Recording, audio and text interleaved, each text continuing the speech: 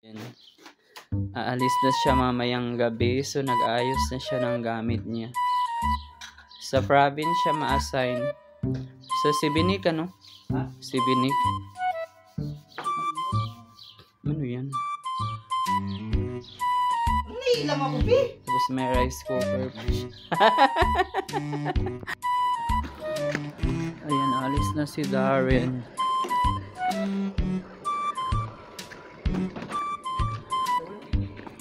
Tol, ingat ha. Chat-chat lang.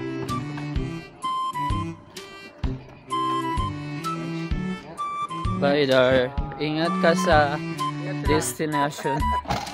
Huwag kang magpalpitit dun, ha. Ingat. Ingat, Tol. Bye. Mag-like ka sa post namin, ha. Mag-like ka sa post namin. Hi everyone! Ako pala si Nandi Salas, isang OFW dito sa bansang Croatia. So ayan guys, i-share po natin yung aming mga karanasan dito. So ayan, yung kasama namin dito sa receiving accommodation ay nadistino na po siya sa Sibinik. So nagbiyahe na siya kahapon. So malayo pala rin yung Sibinik, no province po siya dito sa Croatia. So doon na siya ma-assign sa bago niyang trabaho. Sa INA pala siya na company. So halos INA po pala yung dumarating ngayon ng mga staff. So nangangailangan sila ng staff dito sa INA ngayon. So yung INA pala dito yung para siyang yung patron sa atin na may grocery. Pero yung iba malaki din, may mga dining sila at saka may mga coffee shop din yan dito. Ito pala yung tinitirhan namin ngayon ay hindi po ito yung permanent namin na accommodation. Ito po yun ay isang receiving accommodation kung saan magsistay yung mga bagong dating na mga staff. Dito po ipaprocess yung mga papilis nila like police clearance.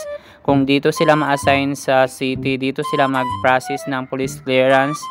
Tapos yung medical po ipaprocess din dito. Tapos may antayin na mga papers na galing sa agency or consultant para ihatid ka na or ikaw yung magbiyahe mismo papunta sa kung saan ka madistino talaga na store. Kasi ang marami ding mga branches ng mga store na or marami ding hawak ng consultant or agency yung aming dito company po.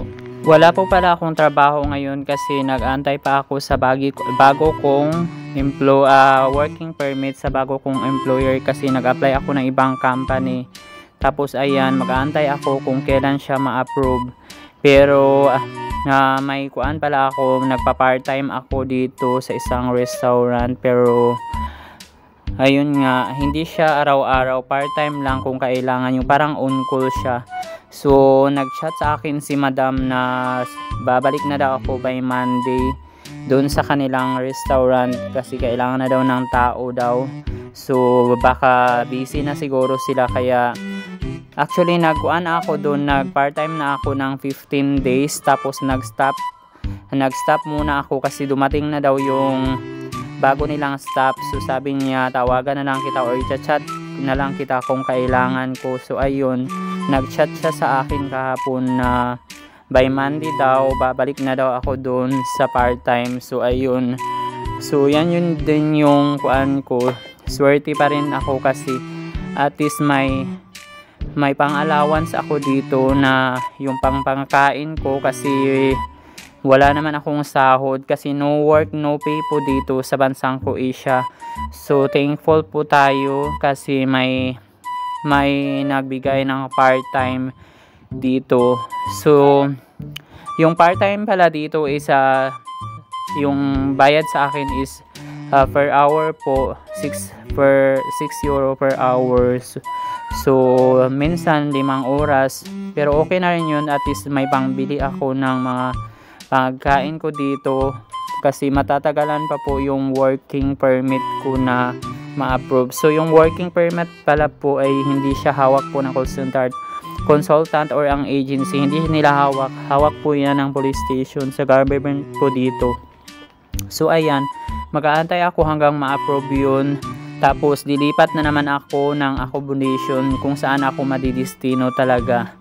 So yan yung abangan yung mga kwento pa ng ating mga experience po dito sa bansang Croatia. Katapusan, tapos ibabalik ka naman dito sa city, tapos hahanapan ka na naman ng trabaho. So yan po yung buhay ng mga seasonal. Yung seasonal po is yung mga like room attendant, mga kitchen helper, tapos yung mga nasa hotel, basta yung nasa mga isla siya na assign. Yan po yung mga seasonal work.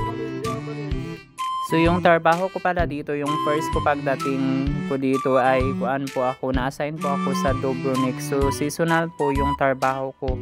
Isa po akong kitchen helper sa isang hotel sa Dubrovnik ako na-assign. Tapos nung pagka winter na, kasi ganyan magko-close kasi yan.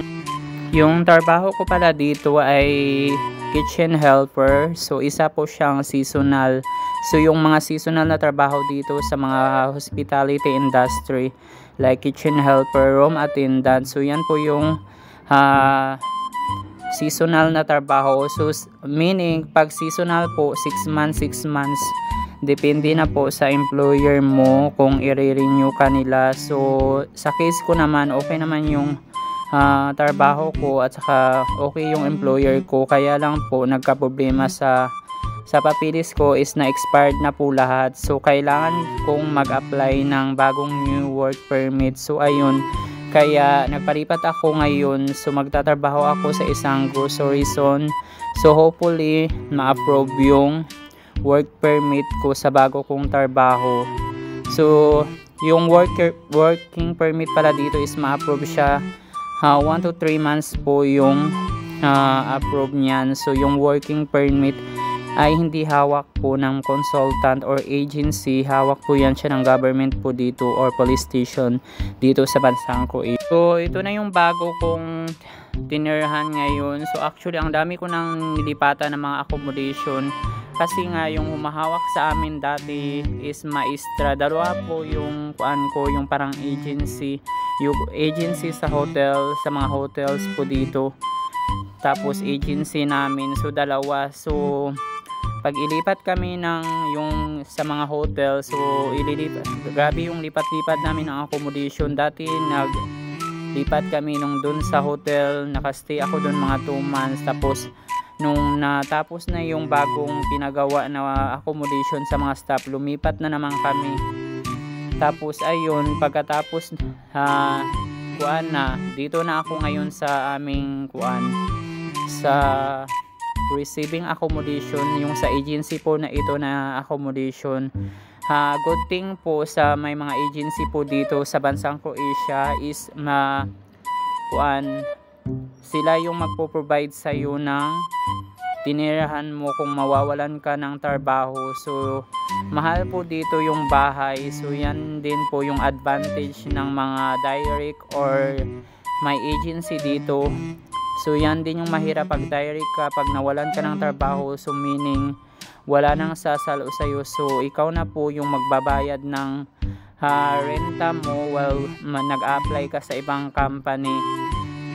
So dapat galingan mo sa trabaho. Para nasa likod pala ako ng bahay ng bago naming accommodation, itong receiving accommodation. Naglalaba po ako ng sapatos kasi by Monday papasok na ako sa part-time ko. Tapos nilalaban ko yung mga sapatos ko para okay na siya. Mag-share pa ako ng mga experience ko dito sa bansang Croatia. So abangan nyo kung ano pang mga video na ma-share ko sa inyo. At is may mapupulot kayo or may mga ideya kung gusto nyo mag-apply dito sa bansang Croatia.